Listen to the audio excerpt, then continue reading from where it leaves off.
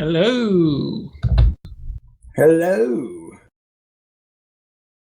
I wanted to start out here.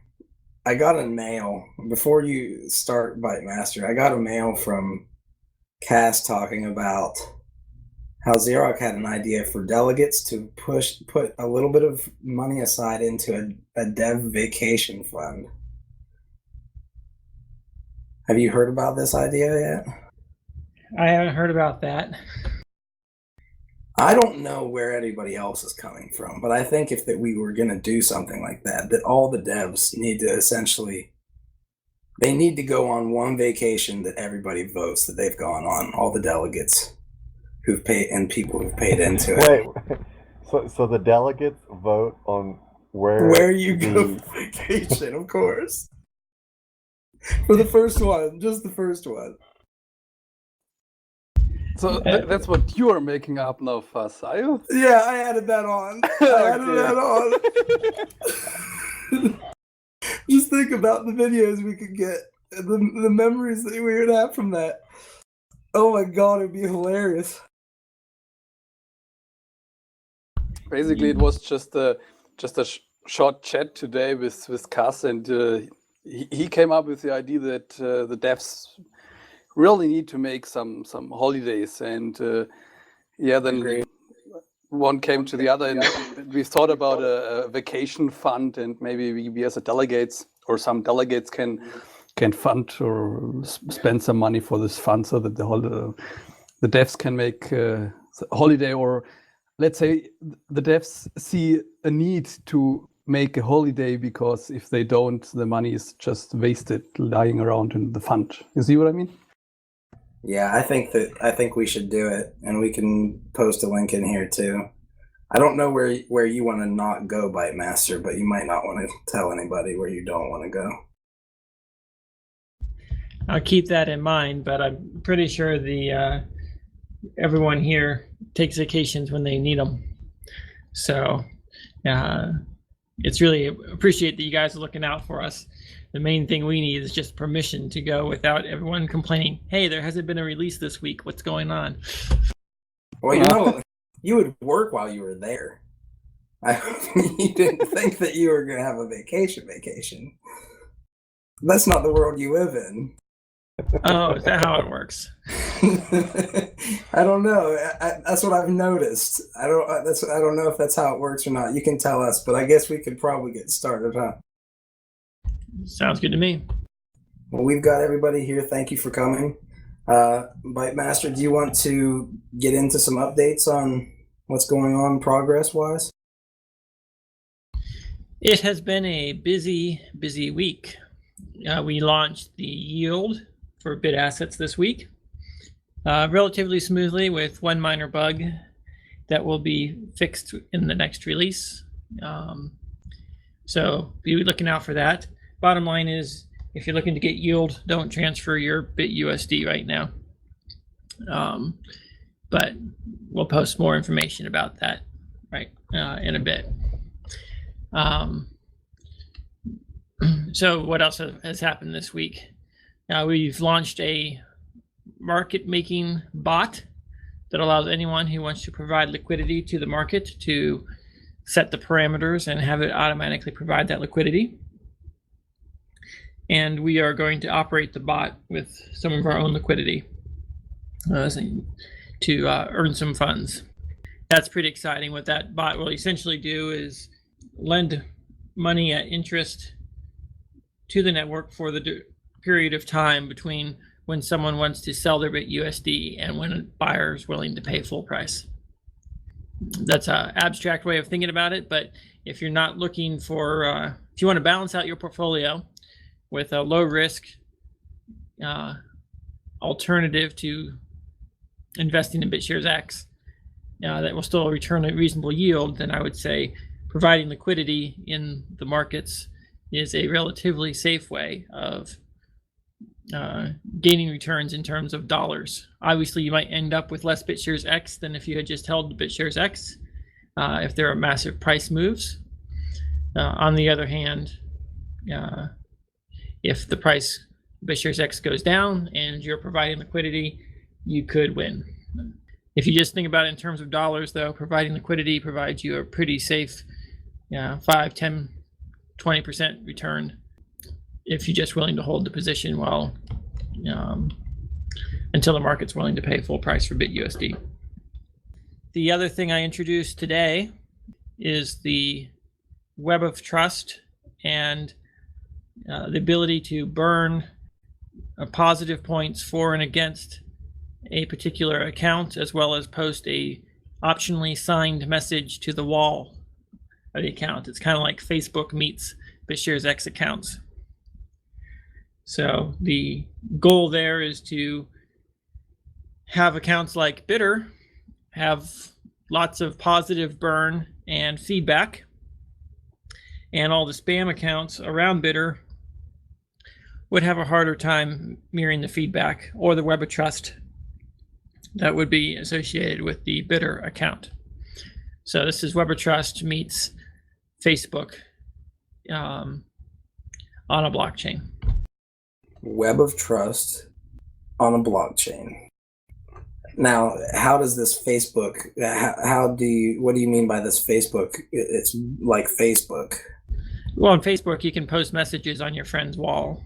I don't use Facebook, so sure. I might be speaking wrong about some of these things, but the idea is that if you have an account or someone scams you, you can post a scam feedback message on their account that everyone in the world can see.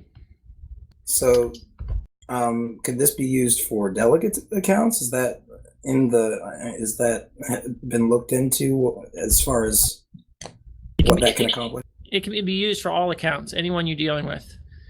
Your account can now have reputation associated with it.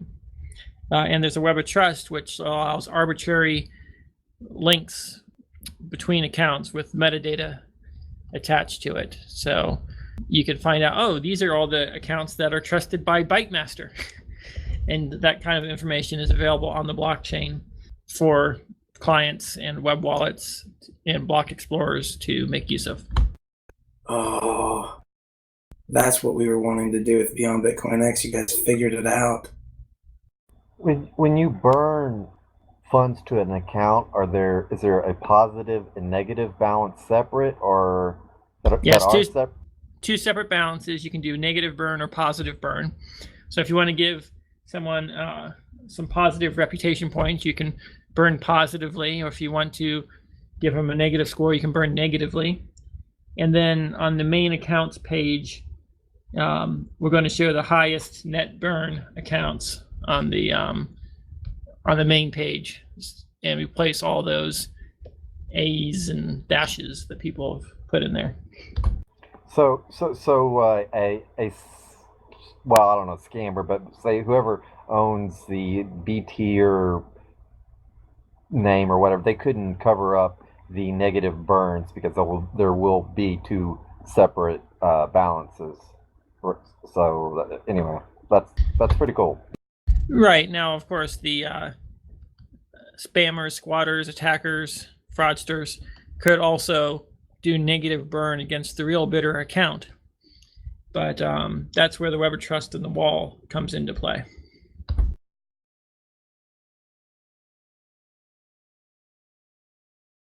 So Bitter only has to give positive reviews on one account, and the scammers have to do it on all the variants of Bitter. So it should, in theory, be easier for Bitter to maintain a net positive. Of course, it's like, all right, I burn, you burn, it cancels out. And who knows how it's going to play out, but it's kind of like a vanity score. You can't rely on it entirely, but you can rely on the web of trust a little bit more. And the web of trust combined with the burning is going to be useful. Now, I just want to make it clear that we are adding the burning because we wanted the ability to burn shares in general by associating it with a particular account. Yeah, it's kind of a freebie. We add 1 or 2 extra bytes to the transaction, and now we've got enough information to do something with, or people can use it for. It should yield extra returns for the shareholders as things are burned. The other feature this is for is if you're issuing a stock in a regular company like Overstock might, and they wanted to burn some shares for whatever reason. This is a way that you can do it provably and take them out of circulation. So as it exists right now, you can only issue assets. You can't unissue them.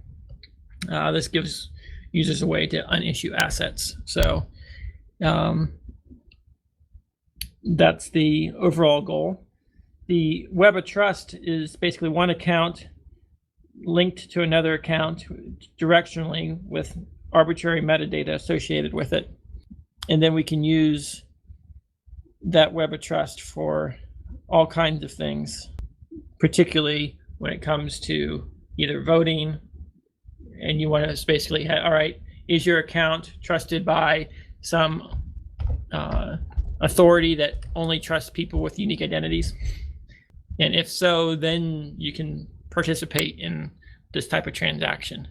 So the Web of Trust has features that go far beyond just informational. Blockchain logic will ultimately rely on it for making decisions. Would it be possible to use something like this to essentially have like different domains in the Web of Trust, where, for instance, somebody who is a musician has a musician coin, and the value of that coin is largely tied to the web of, partially tied to the Web of Trust around their skill set in that DAC, for instance, where you can look and say, oh, under this DAC, they have this Web of Trust level. Effectively, yes. It's a way for one account to say something about another account in public. And you can use it for whatever you want and change it and retract it, modify it.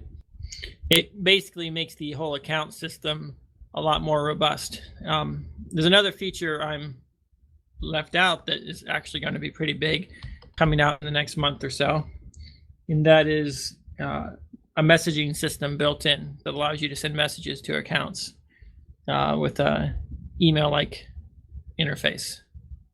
Is that going to cost a transaction fee, or is that going to be? That's done outside the blockchain, but it does use the account names in the blockchain. So this is essentially there could be a bunch of different third-party services that build in to the blockchain's data like that.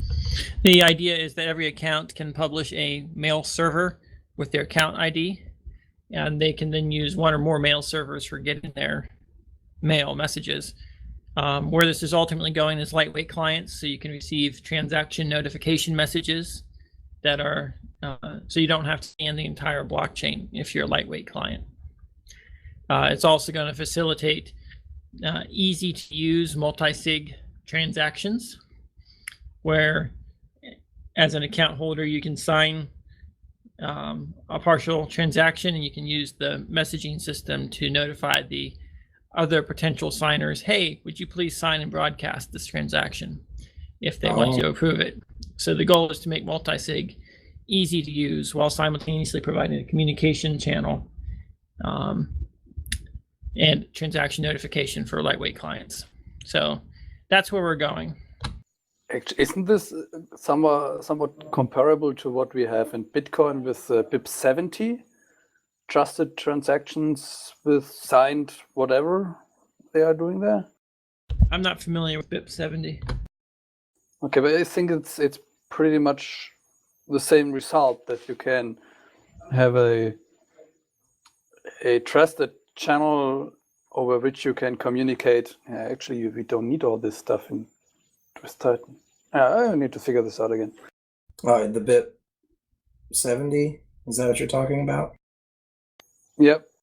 I'm aware of the BIP project.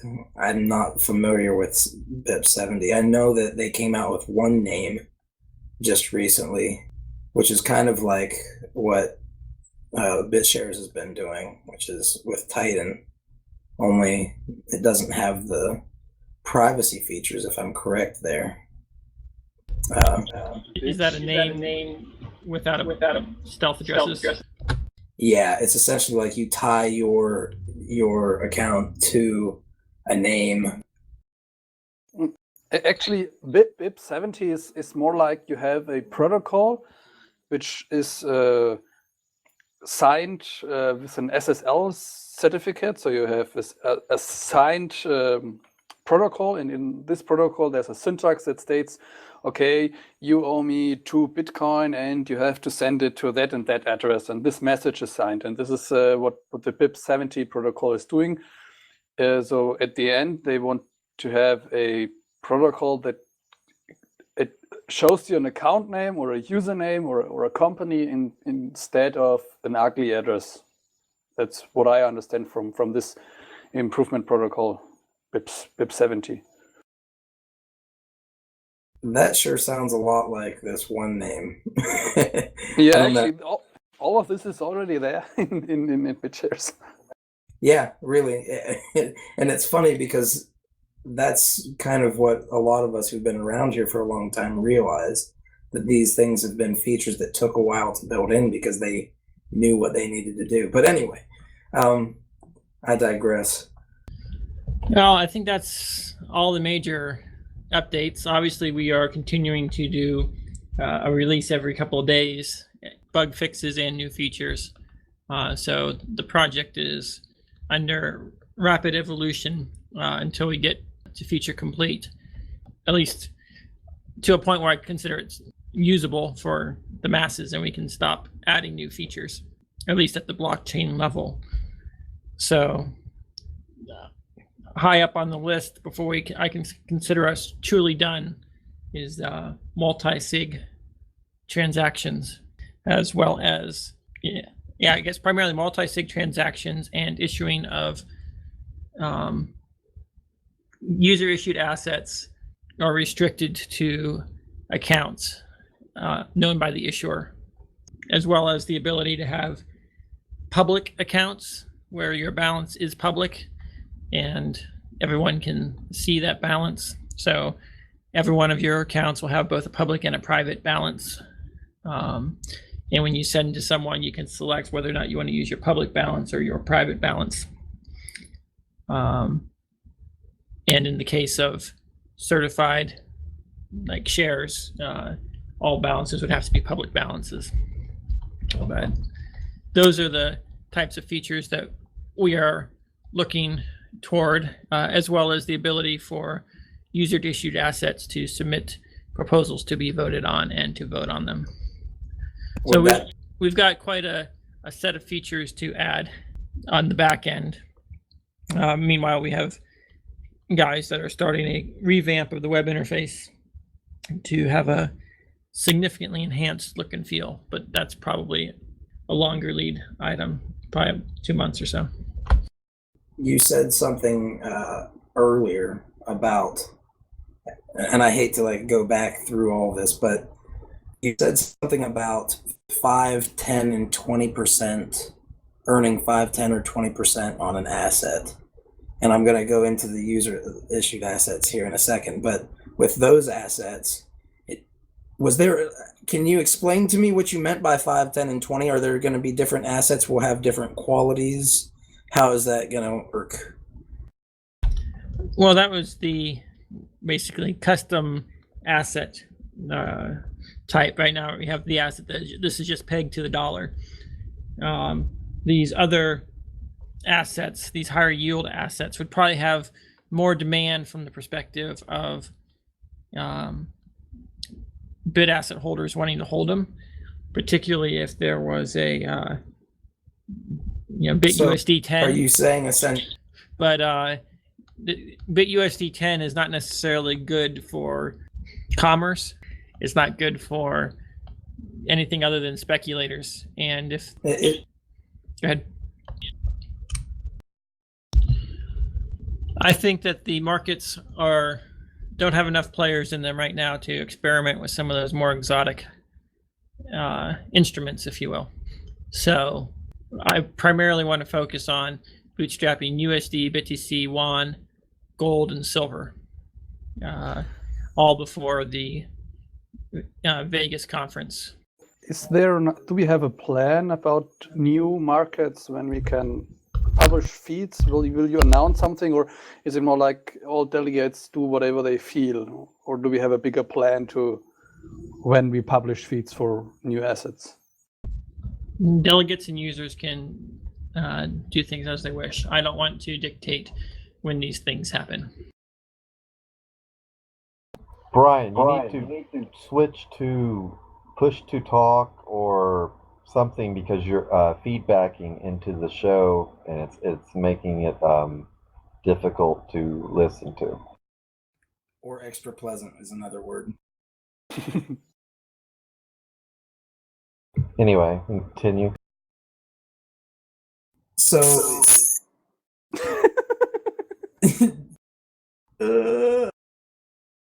Well, it was feedbacking to Brian's speaker, but it only seems to feedback off of Fuzznuts, so I'm not really sure what's going on.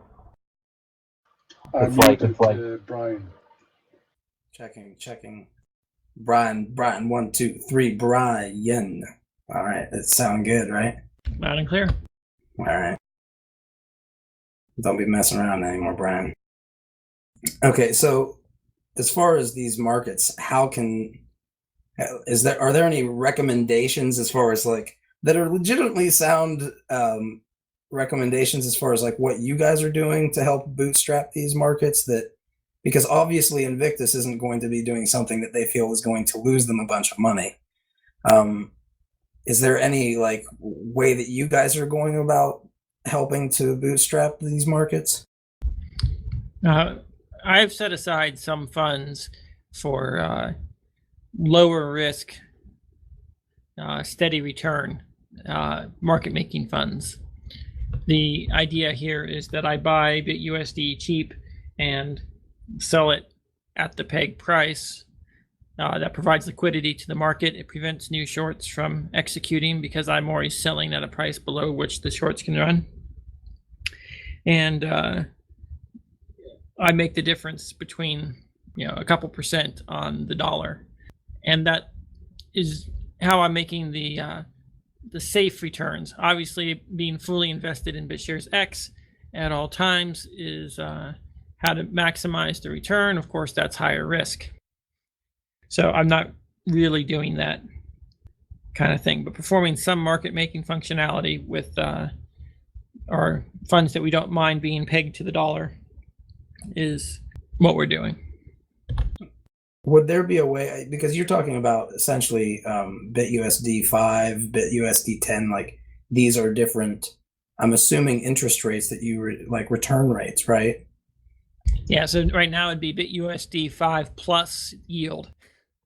Yeah, so you might actually have a BitUSD that loses value for some reason, as far as like how they came up with that one coin that was supposed to lose value over time to force people to spend it, kind of like the US dollar does. Are you familiar? I wish that. Yeah, but that doesn't make any sense. No one's going to buy it.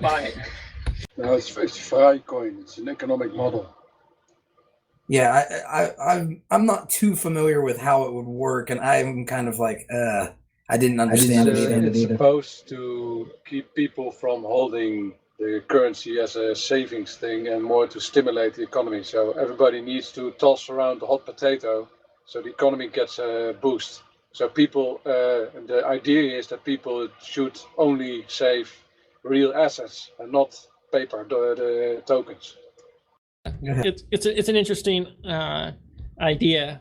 It's the exact opposite of everything we stand for. We want to create tokens that people want to hold and that there is demand for.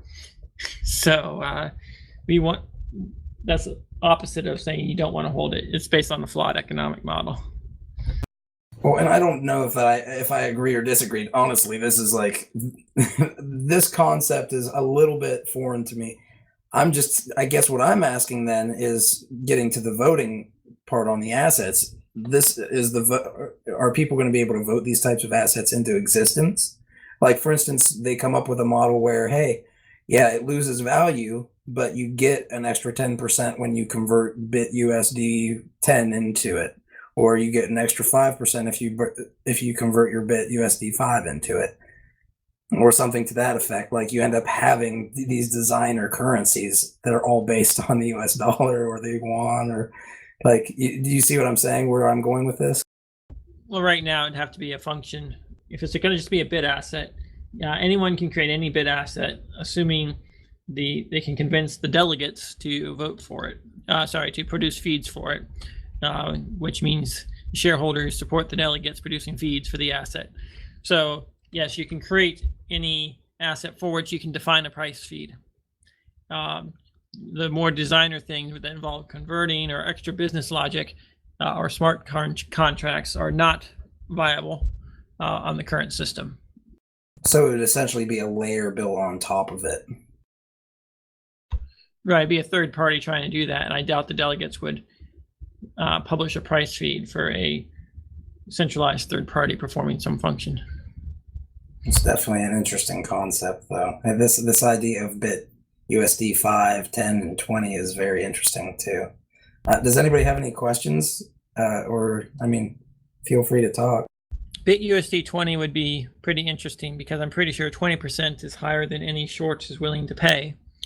But what most longs would want, which means that the demand for holding it would probably be very high, and it'd be a premium on it relative to the price feed, and that premium would cause the real interest rate to be shown in the premium, which is a very fascinating idea. It's better than, say, a BitUSD 5, where the premium necessary to make the market liquid might be 10%, and so you're still illiquid, but the shorts can't short it because it's below the feed.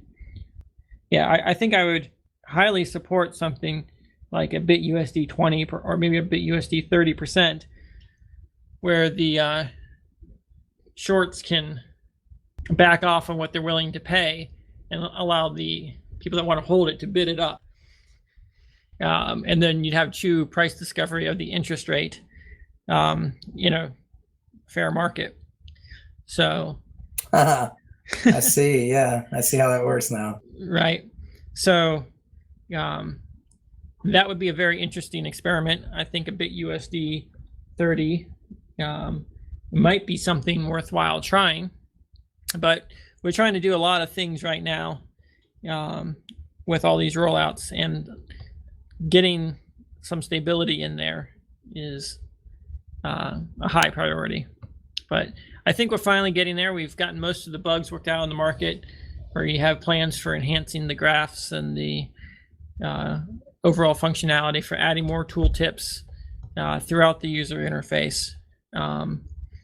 So there's lots of incremental performance improvements we're putting in there. But someone said that we need to make our stuff sticky, make it so that it brings people in and makes them stay. And that means ease of use. It means features like messaging, complete package, and making it very social. So elements of Facebook come to mind. You start to get those things in there, we're going to see some serious stuff happening. I'm really interested in the websites, the block explorers. I think BitShares blocks is a pretty good one, but getting to the point where they provide a lot of market analytics, real charts and graphs for a lot of the different markets. And then once we have enough market makers in the various markets, we can really start saying, hey, do you want to trade gold and silver? Do it on BitShares. Yeah. And I think that that's going to be a game changer as some of these things get in there. But the main thing we've suffered from right now is because of bugs in the user interface of the market, as well as a few blockchain bugs. People are still a little wary of using the market interface. So it's still in the trial, testing the waters phase, making sure it works. And as people gain more and more confidence, I think you're going to start to see more and more use, particularly as we now have a framework for developing bots for running it. And can you describe a little bit like how these bots are different from, say, high frequency trading type stuff for people? Well, high frequency trading is trying to well, one example is front running. You get in front of other people and steal the orders that they place. But what we're trying to do is just provide liquidity. So these bots look at an external price feed and they place orders around the spread. We know what BitUSD should be selling for. We know what it's being offered for.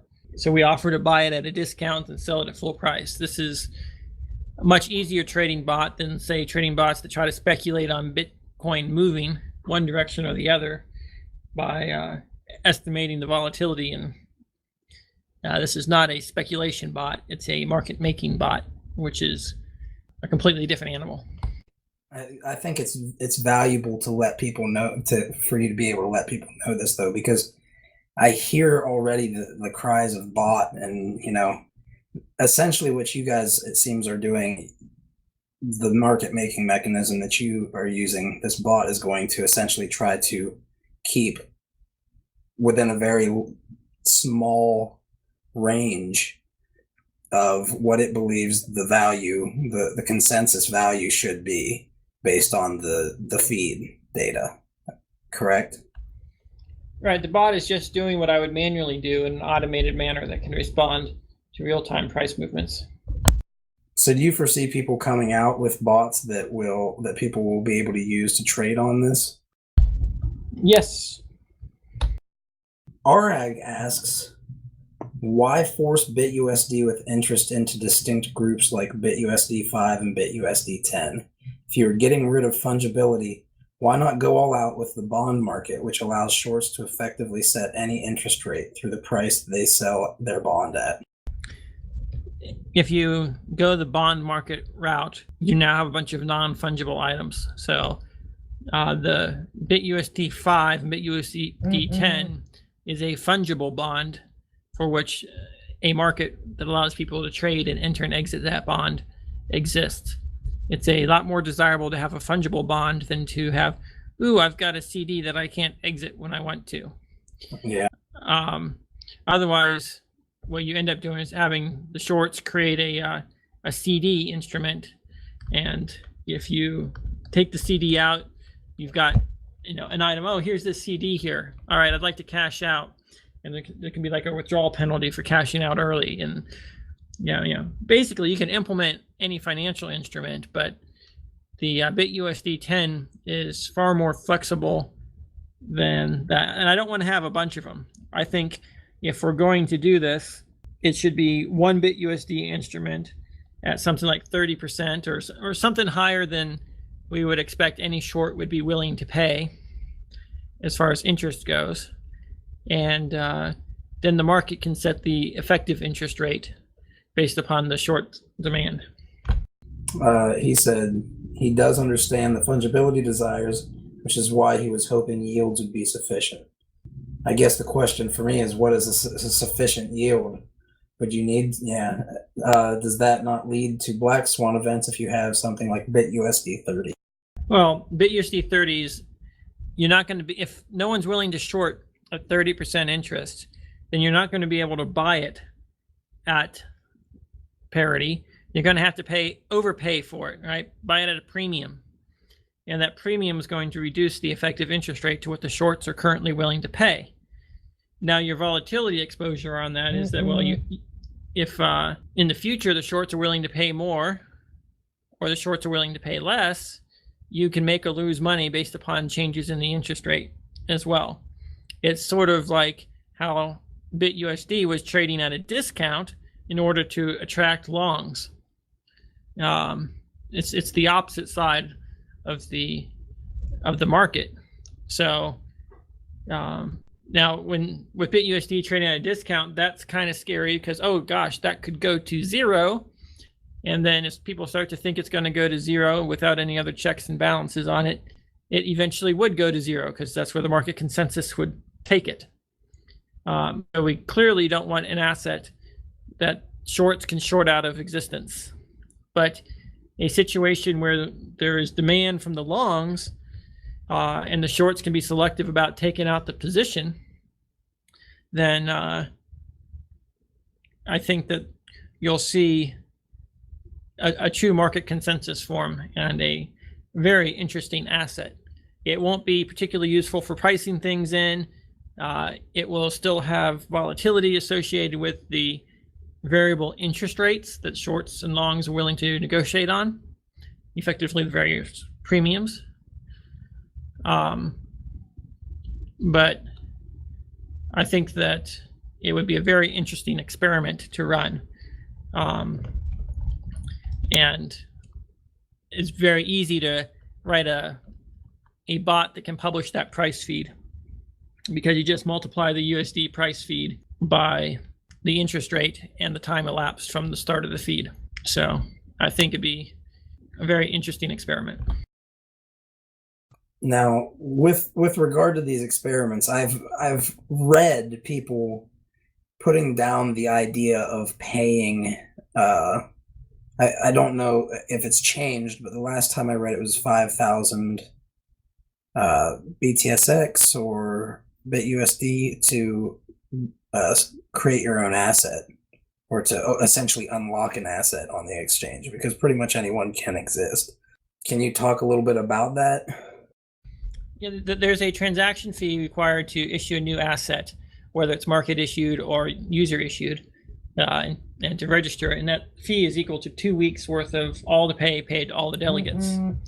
It serves to limit the number of assets created to those that have enough demand to justify a multi-$1,000 expense.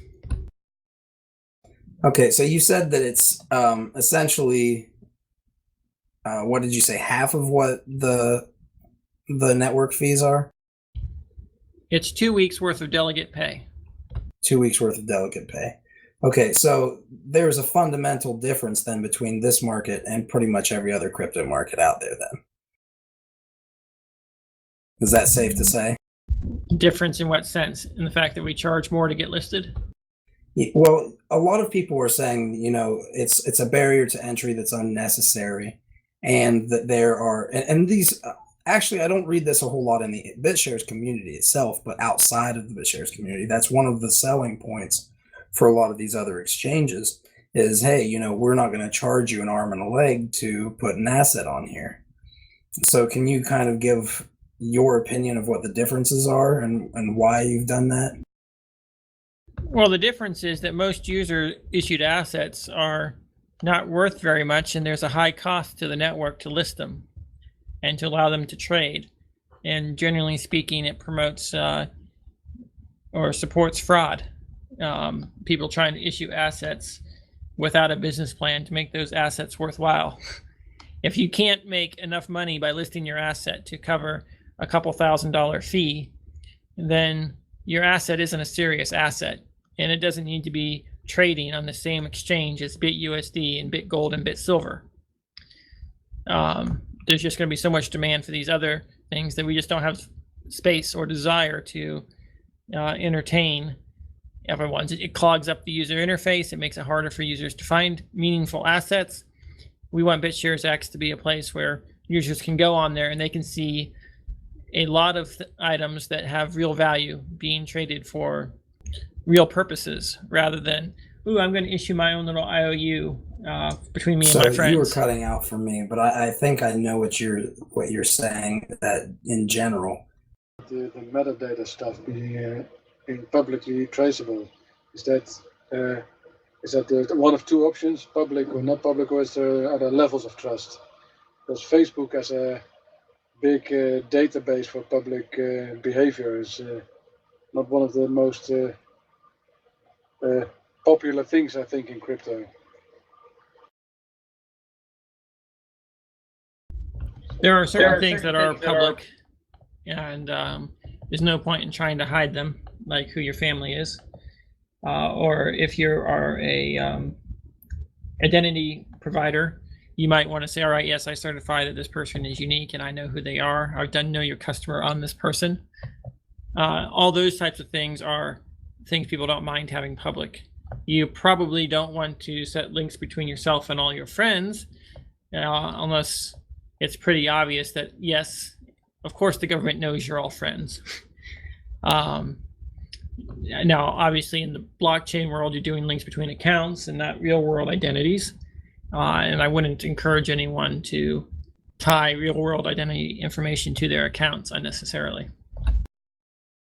Okay, just we need to make sure that people understand that beforehand, I think. What was that question about tying real life identities to your account?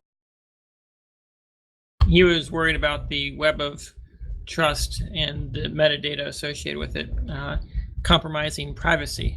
And my answer was that you don't use it for things that you want private.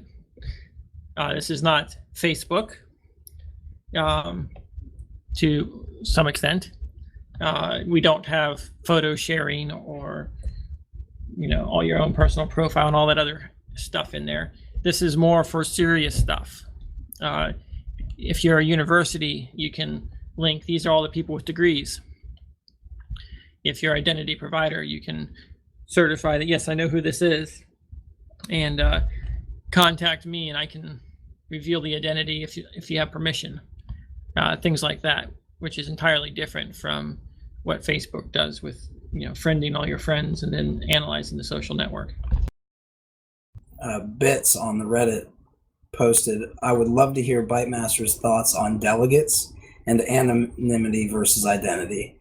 It seems both positions have merit. Is this something that you guys just covered, or is that something that you essentially answered with your answer? Or I think the delegates, we need a mixture of public and private delegates. The anonymous delegates provide some protection, but the reality is that every single IP address on the network is known to the government, and I don't know, I think there's a mixture. There's a need for both. There's a need for solid anonymous reputations.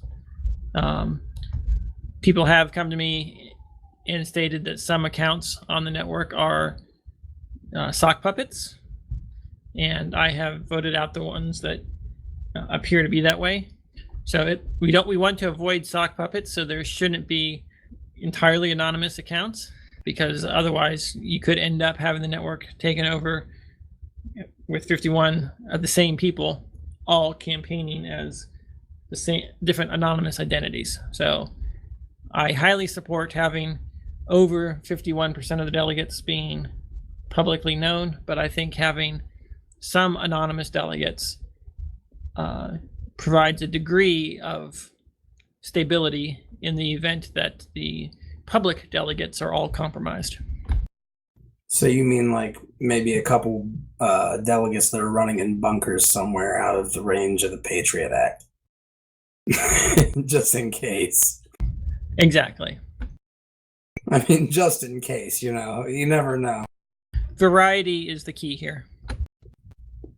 Gotcha. Eagle Eye actually asked a good question. Do you think we have enough delegates? I think once all 101 are unique delegates, we'll have enough.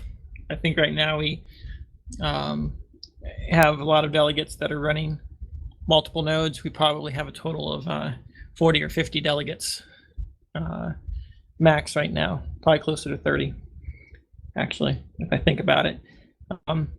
So we need to increase the number of delegates. I have been very impressed with the responsiveness of the delegates to the upgrades. I can usually count on making a release and having all delegates upgrade within 12 hours, which is fantastic. I know that we've been pushing the delegates really hard with our rapid release schedule and bug fixes, but in the event of an emergency, having delegates that are able to respond with emergency patches within 12 hours is huge, and shows that we've got a resilient bunch of delegates. I just had a quick thought. Have you guys given any consideration to some way of paying people who are on the verge of being delegates? So basically you could have high quality delegates on standby in case one of the main, the main 101 has to be voted out, then, others are available. I have thought about it. It's a tricky proposition, but I can definitely see a case for paying the delegates who are in the top 200 every time something happens. Every time we pay one delegate, we should pay the one of the standby delegates as well. That will motivate people to get up there, even if they don't get voted in. It'll come at a cost of doubling the expense of the network, but having the ability to vote those people in, if needed in an emergency, will be very good. I think you'll probably see a lot of rent seekers who don't want to actually run a delegate, but who get voted up in the standby slots and just collect the pay. So, but yeah, having some fallback delegates that are ready to go if we need to vote some people out is probably worth paying for.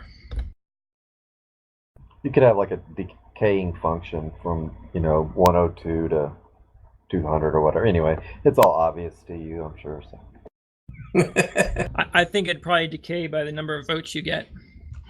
So if you take the number of votes of the person in the 101th spot, minimum active delegate votes, and what percent of that do you have, and that's how much you get paid.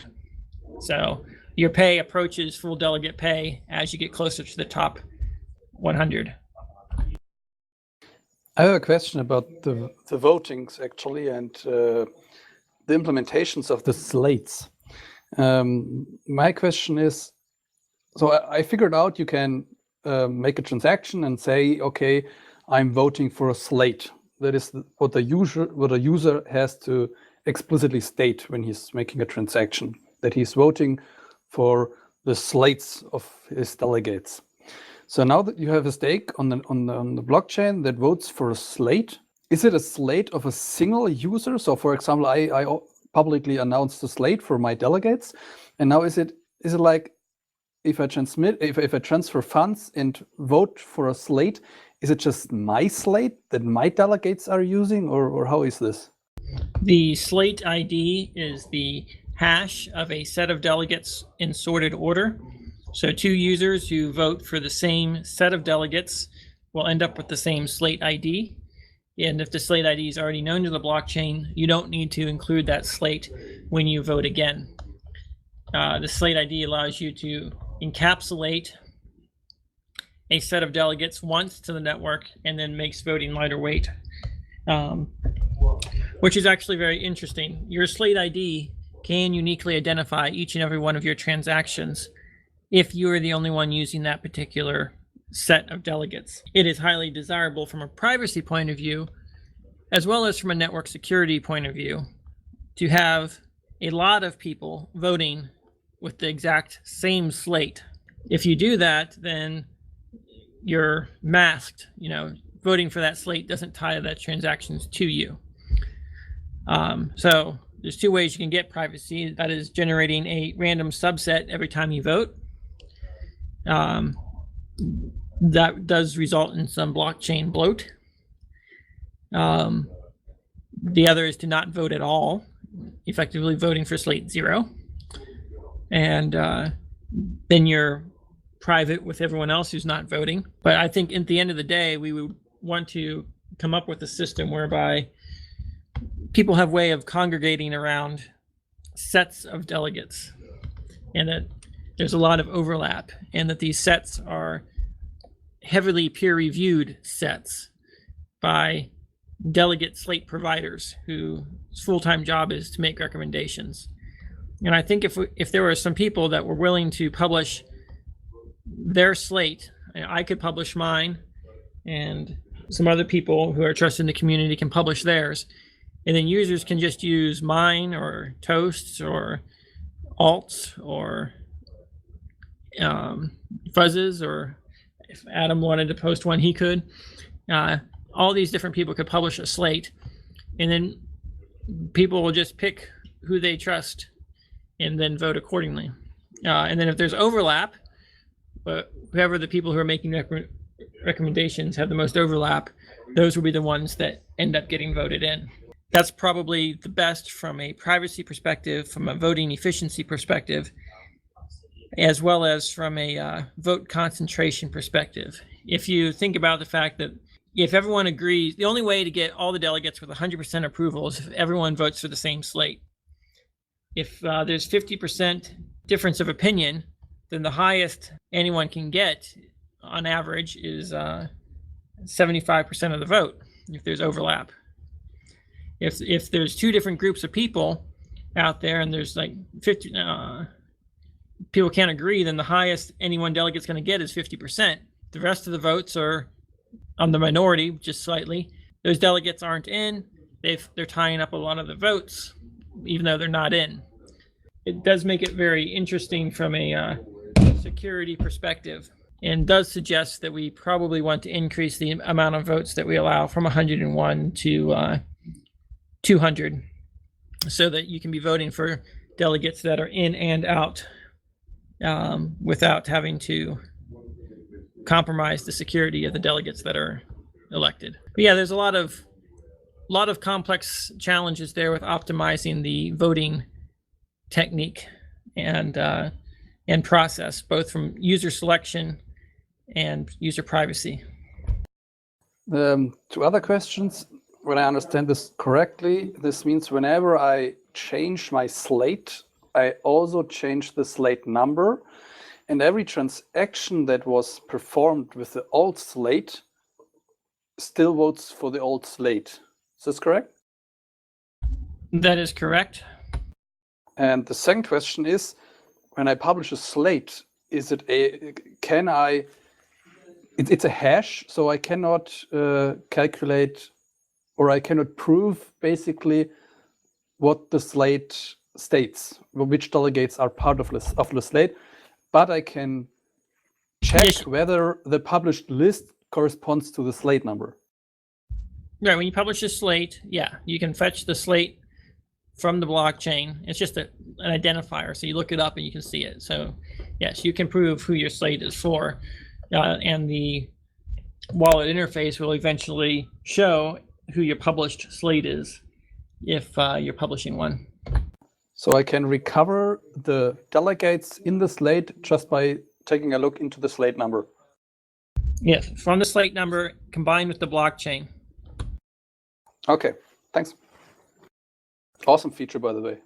So out of curiosity, do you guys find that the voting DAC, the stuff that they're working on, will affect what you guys do with future rollouts? Do you find that like different teams are finding issues and solutions that all other teams can benefit from in some way? Yes, there is a lot of overlap, and I think a lot of these features benefit everyone. So the core features like voting and BitUSD, I think BitUSD should be on every single blockchain out there because it facilitates cross-chain trading. It allows people to hedge within the blockchain without having to go through a centralized exchange to hedge. I really think that the music DAC is an example of where customers who are buying music don't want to deal with price volatility. They want dollars. You need BitUSD on the music DAC. These are things that need to happen. And so there's a lot of overlap in the features. So the toolkit is going to have all the features that are most needed in all of the DACs. And then the DACs themselves are going to have very specialty features. You see, and it's very interesting because we see the rollout of, some of the stuff that Cobb's talking about for BitShares Music, and how PeerTracks is going to be doing things, and they're talking about using BitUSD as well, like to peg the assets. And that's a very strong psychological mechanism too for users to be able to peg it to a currency that they've used all their lives, only in a digital form or a blockchain form. Exactly.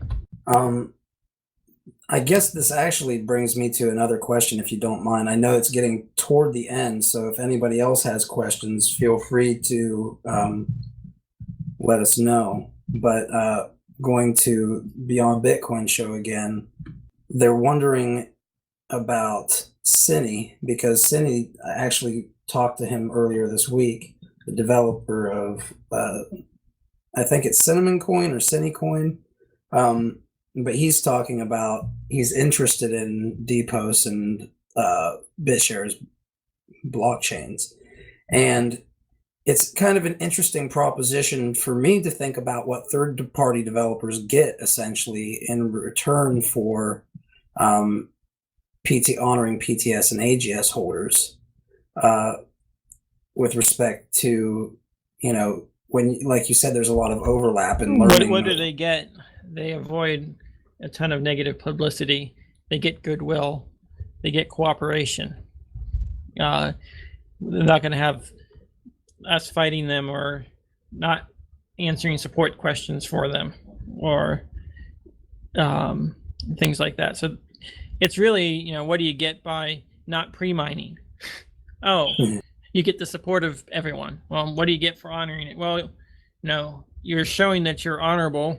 You're leveraging the work of other people who gave up millions of dollars and time and money to make it possible for you to build off of their system, and to take that and not give back according to the social expectations is the moral equivalent of, I don't want to use copyright as an example because I don't like copyright, but it's, I guess, the moral equivalent of not leaving a tip. Yeah, well, and for me, the interesting thing to me is, especially something that you guys brought up, the share drop distribution mechanism a while back, and it's really kind of like a retooling of the airdrop idea to something that will actually target a demographic, essentially, that is more than likely to actually try it out. It's kind of like actually Toast talked about it kind of like a mailing list, which they have a lot of value. Another thing that's interesting to me is the concept of trade drops, essentially we're going to give you guys 10% of the total stake in our blockchain. You guys give us 10%, for instance, in Ripple, between BitShares and Ripple or something to that effect, to open up gateways so these things can be traded really quickly, because you give an incentive then for people who are technically outsiders in the community to really quickly gain the trust of people who've been here for a long time and put a lot of effort into it, like you said. It's something that was interesting to me, and I know reading what you guys have something up called the 10 laws of the crypto universe. Is that correct? What about that? Stan wrote that? Yeah, that's what it's called, right? Yes. Yeah, when Cine Dev came on, and he actually posted something about something called the time DAC or something to that effect, it really got me thinking about the 10 laws of the crypto universe, because one of them is you will be cloned. So it's very interesting because a lot of people don't understand this mechanism, and I know we beat it up from multiple angles, but I feel like it's very good to do that, because sometimes when you may have explained something 4 or 5 different times prior and somebody didn't understand it, but if you hit it from a certain angle, a light comes on. So it was we're actually at that point where there are people who are looking at making clones. So it was also a very apt time to talk about it. Do you have any other opinions on stuff like this that you'd like to bring out to everybody? As far as what you expect, what you were hoping from the community, and what value proposition we bring to the table? I think the value proposition we bring to the table is it's what our community brings to the table, and we bring the source code you're building on top of. Sure, you can take the code and use it, but it's like not leaving a tip. It's not recognizing those who made your system possible, and you have to give the shares to someone. And if you're not going to give them to yourself, you know, you better have some reason for who you allocate them to. So, you know, that's all it is. It's a tip. It's not a contractual obligation. Obviously, no one is required to do that, just like you're not required to leave a tip.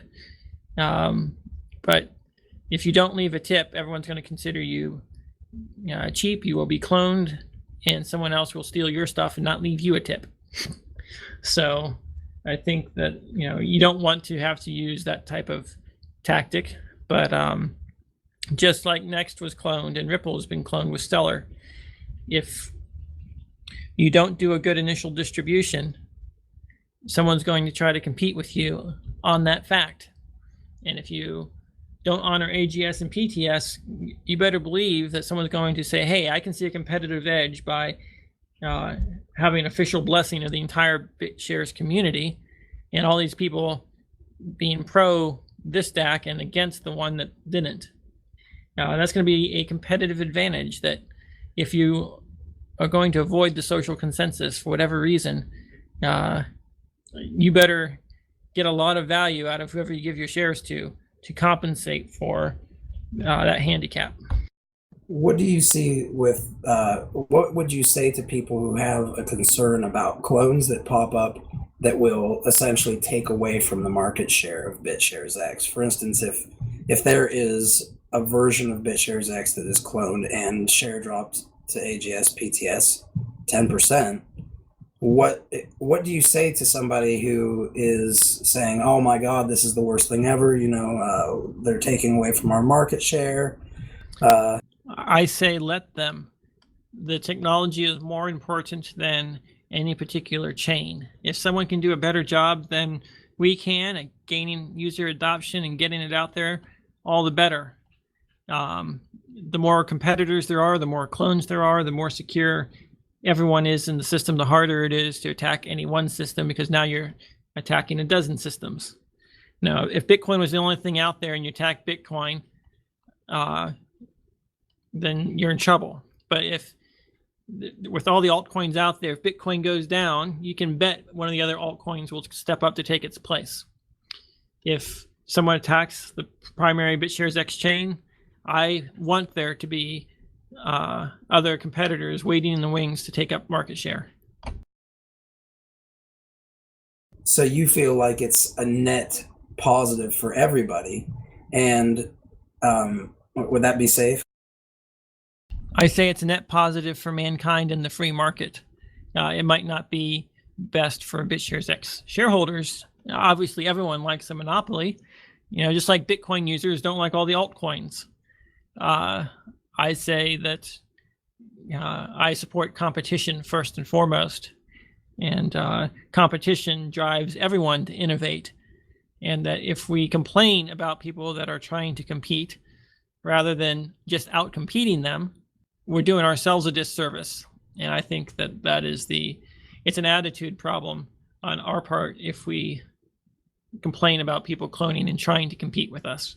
We've laid out the groundwork. We've established the expectation of fair allocation to AGS, PTS, and BTSX holders. And that sort of poisons the well for everyone who tries to just clone it without giving us all a stake in everything out there. Ultimately, if one of these systems succeeds and they're able to grow it bigger than BitShares X, then people who own BitShares X and get a stake in their systems, for even if it's just 10% of what they have in BitShares X, well, if they make it 10 times bigger than BitShares X, you're still better off.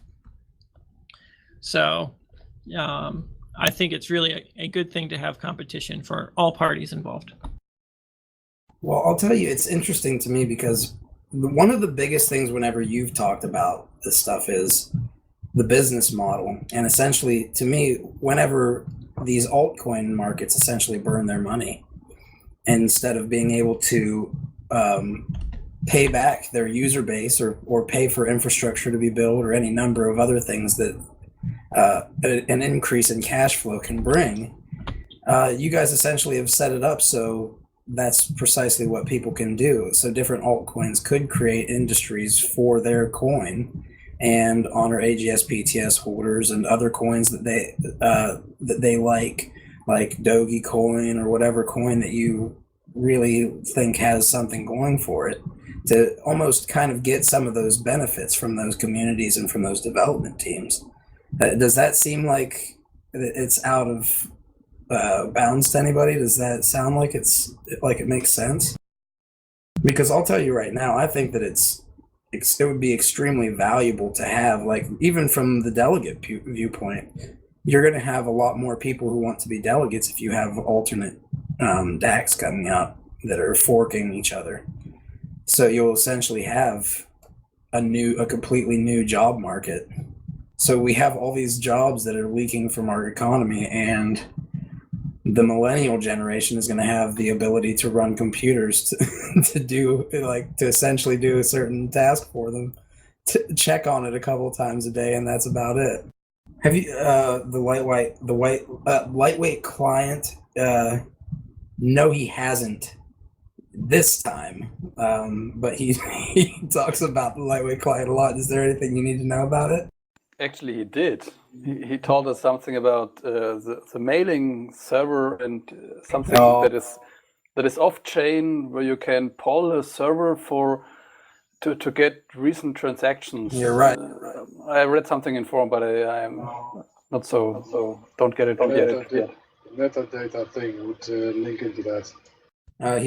Riverhead's asking if it will be like Electrum. The lightweight client is going to have a server on the internet that allows you to make all the queries you do that start with blockchain underscore in the API right now, combined with a mail server that allows you to receive notifications of transactions as well as email-like messages. And when you find out about a transaction, you can ask the blockchain server in the cloud to give you that transaction, and then you can scan just that one transaction. You don't have to store the entire blockchain locally. Now, everything the wallet needs from the blockchain, it will fetch from a remote server. So yes, it will be like Electrum. Sweet. Cass and I were thinking about Trezor. I'm not sure. Do you know the Trezor guys? No, but I've actually got to get back to work on some stuff here. So if we can wrap this up with one last quick question. Well, actually, does anybody have a last question from here? Because I've asked a lot of the questions from Reddit already, and I've talked a lot. Nothing important. No. I do. Okay. I was wondering, we say we're using BitUSD to go between all the different DAC chains. Do you have an idea how that exactly would work? Yeah, if BitUSD has the purchasing power of $1 on all chains, then in theory the spread of BitUSD from one chain to another chain should be such that most people will say, all right, I'll trade you 1 for 1. And then there's a cross-chain transaction support in the blockchain already, but we just have to expose it in the user interface. And describing it is complicated, so I'm not going to try to do that now. Okay, well, what we could do is we can bring it to offline to our after party. Thank you, Bytemaster, for showing up. Thanks a lot. As always. Yeah, as always. I wanted to bring up that. Sorry, yeah, I've been here. I just been running around doing a couple things, but I'm here. Can you hear me? Yes, I'm good. Yeah, so that's pretty exciting stuff. It's seems like every week Dan's coming up with something new, so very exciting. Do you have anything cool that you are looking into lately? We are continuing to do press releases. We're doing a press release on BitUSD, and we're also doing one on the fact that Daniel is going to be the keynote speaker at Vegas for Inside Bitcoins next month. So that's a pretty cool deal. Yeah, so we're preparing for Vegas. That's going to be good, and that's kind of a pretty cool event for us, at least for me, because that's where I met Daniel, was almost a year ago in Vegas. So, so we're going to be, a lot of us are going to be there. I think quite a few developers are going to be there, and we're looking forward to that event. And then Money 2020 is coming up in November. I'm hoping to get Dan out there as well, which is pretty big event. It's not non-Bitcoin related event. So is Dan going to be the keynote speaker, or are there multiple ones? I'm not sure on that. He is the keynote speaker for the third day, so there might be one keynote per day. So I don't think he's the one and only keynote. I think So there the are day 4 or be 5. there is the last day. Yeah, all I know is that he is a keynote speaker, and he's on the last day. So the good news is he's allowed to talk about whatever he wants to talk about. So I talked to the director of the event, and he's like, look, as long as it appeals to the mass part of the audience, you can talk about whatever you want, and then you can go into a BitShares centric kind of talk if you want to. So he said, just don't make it all about BitShares. So I said, great, we'll talk about, where the technology's headed and what's next, what's beyond Bitcoin kind of thing. Can you put stickers everywhere? Stickers, yeah. That's actually a really good idea. And then get 86 out of the casinos or whatever properties. Yeah, Vegas is always a lot of fun, especially that event. It's the not just because it's in Vegas, but it's usually the largest event for inside Bitcoins. The New York event is pretty big, but the Vegas event I think will be pretty big.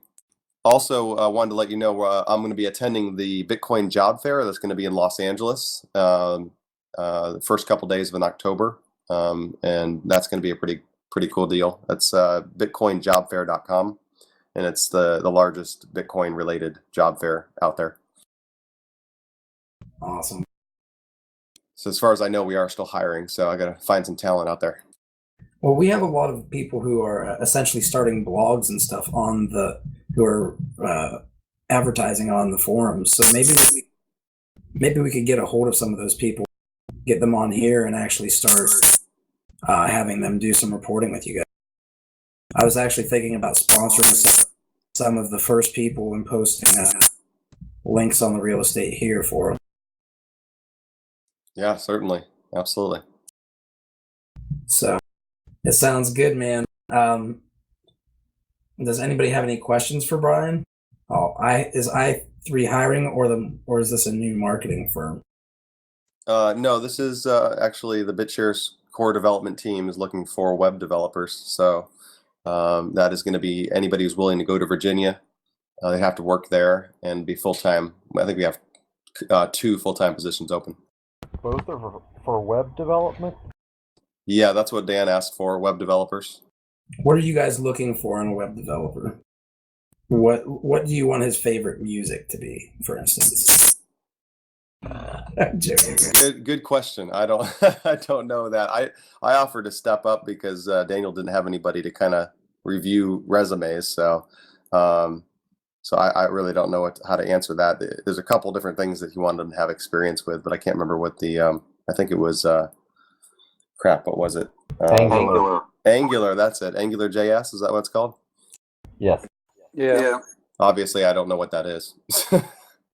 Well, luckily, the hive mind here does.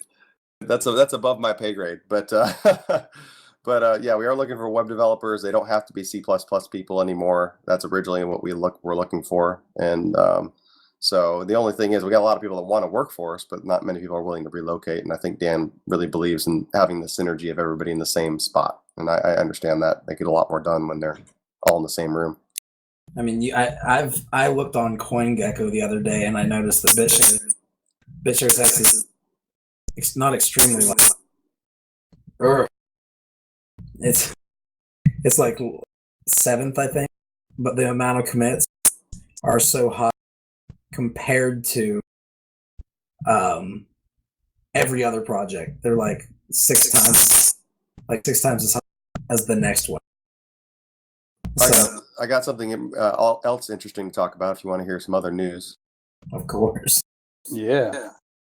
This is something I've been wanting to do for a long time. I've been wanting to get somebody from Wall Street, like a Main Street respected Wall Street analyst, to come in and look at what we're doing and to write up a formal, report, basically like a stock recommendation, even though we don't like to use that word, but essentially do with us what you would do with a publicly traded company.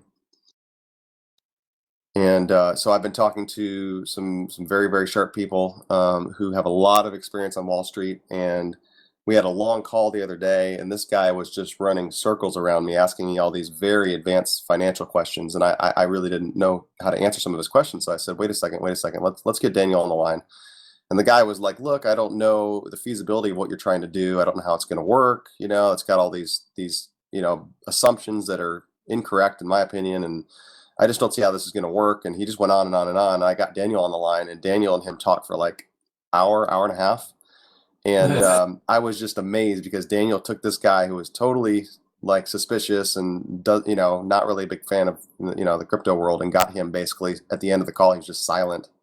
And he just said, what you guys are doing, this is really big. This is really, really big. And he said, this could have a lot of potential. And so anyway, so that's what he's working on now. I've had some of his analysts have contacted me asking for more information and going through, they're asking Daniel for, information on how many transactions there are and what the fees are and how it works. And so they're going to put together a formal report, and I'm hoping that they're going to come up with a stock price, like in other words, pick a price and say, this is where we think it's going to be in 6 months or a year.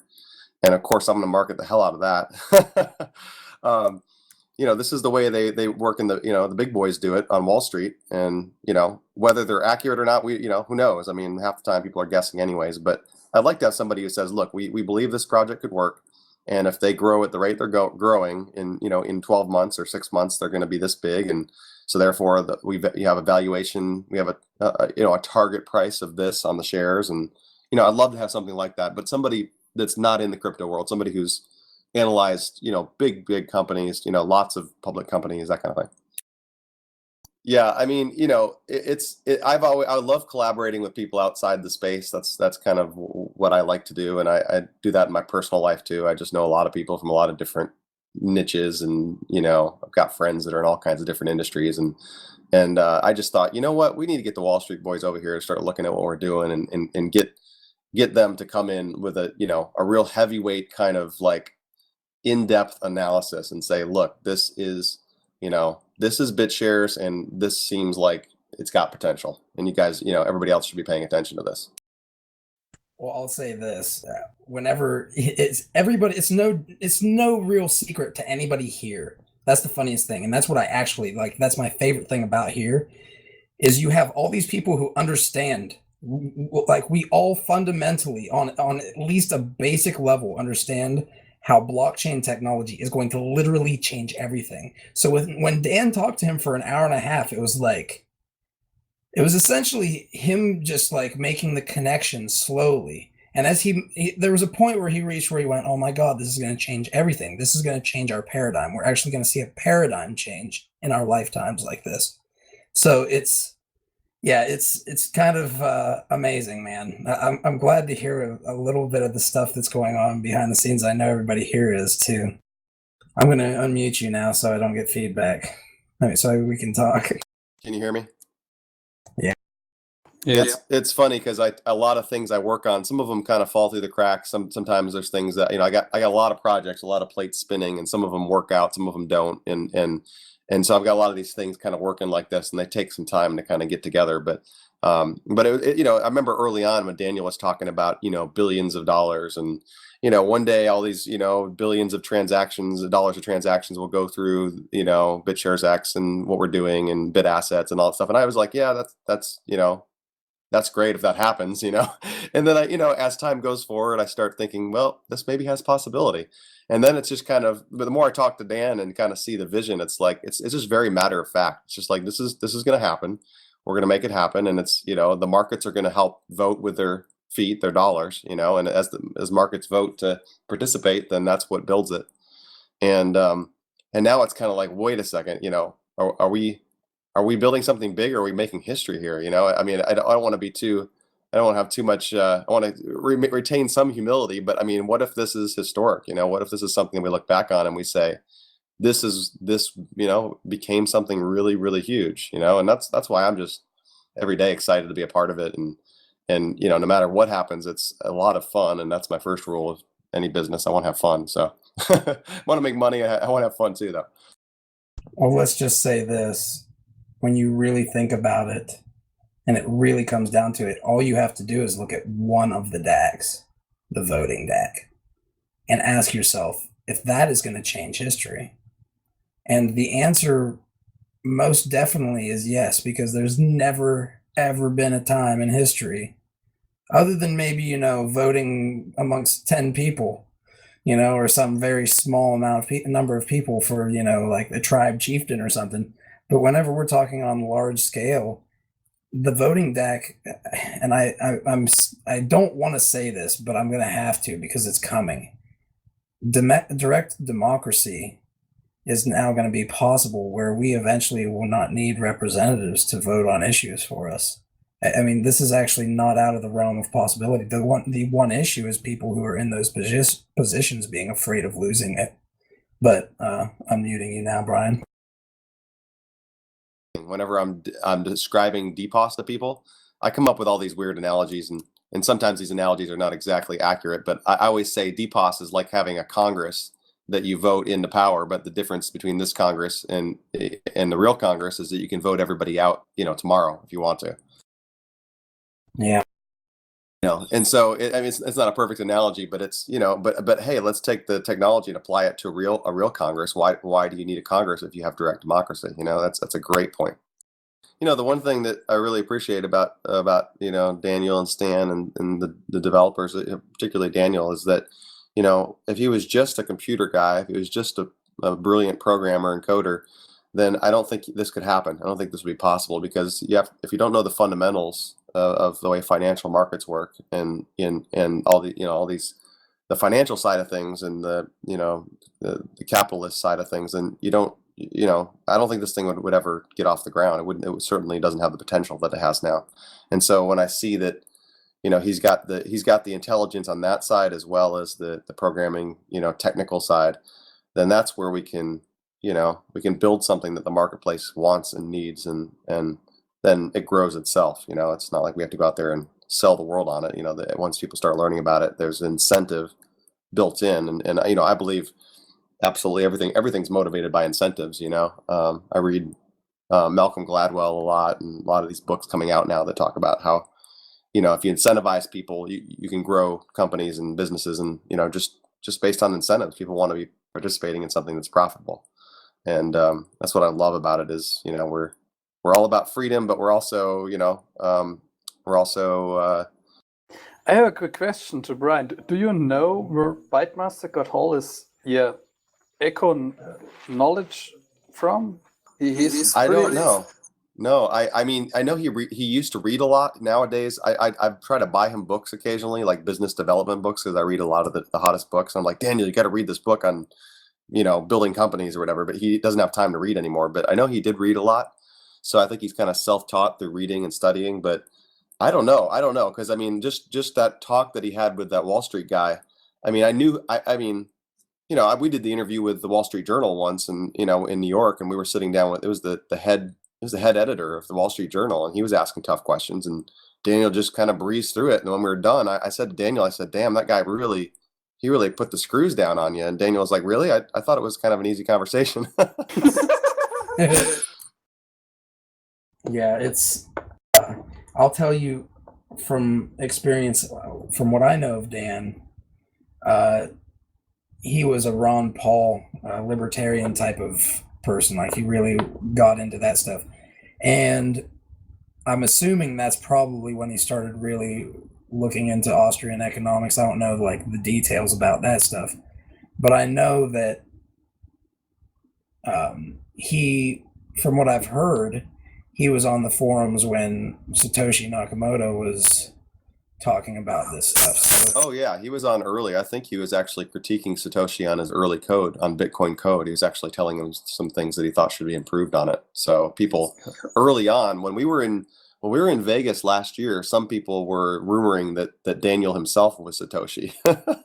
So I said to Daniel, "Are you Satoshi?" And he's like, "No, I'm not. I'm not." Yeah, it is really cool, like, to think about you know, how we are all literally like a little piece of, like a gem in a piece of history, man. Like, this is like, you guys will not have conversations with everyday people like you can have here. You know what Well, I mean? I'll tell you, it's so true. And I don't know if you guys get Netflix, but if you do, go watch the documentary on Napster, because it is such a good documentary. Now, of course, we don't want to repeat what happened to Napster, but you watch that. I never really followed them back in the day. I wasn't illegally downloading songs back then. I didn't care to, but you know, wasn't following it. But when I saw the documentary on how they started, what they were doing, how they were building it, how they really believed that, you know, they were building something that was like essentially the first peer-to-peer software that worked, and it was way faster than the internet at the time. And it was funny because everything that was happening in that video was like the stuff that I see every day when I'm hanging out with the devs up in Virginia. It's like the same talking, the same, you know, like, you know, trying to get the bugs out of the software and get it out there. And, you know, it's just, it was really amazing. And then they ended up actually, you know, they did make history, and unfortunately they had a bad ending. You know, they got shut. I think the music industry basically squashed them, but I'll tell you what, they created something that was the first of its kind. It was absolutely huge. I think they went from like 1 or 2 million users to 60 million users or 150 million users, like in no time. And it was just really interesting because, you know, they really believed that they were the first. They kind of laid the groundwork for all the social media. I'm sorry, all the you know, Facebook and MySpace and all these you know, social sites that would come up later. But when you see a video like that, you kind of think, wow, okay, this is happening all over again, but in a totally different, bigger way. I think a much bigger way, and in a way that, you know, Napster got shut down because they were centralized. You know, plain and simple.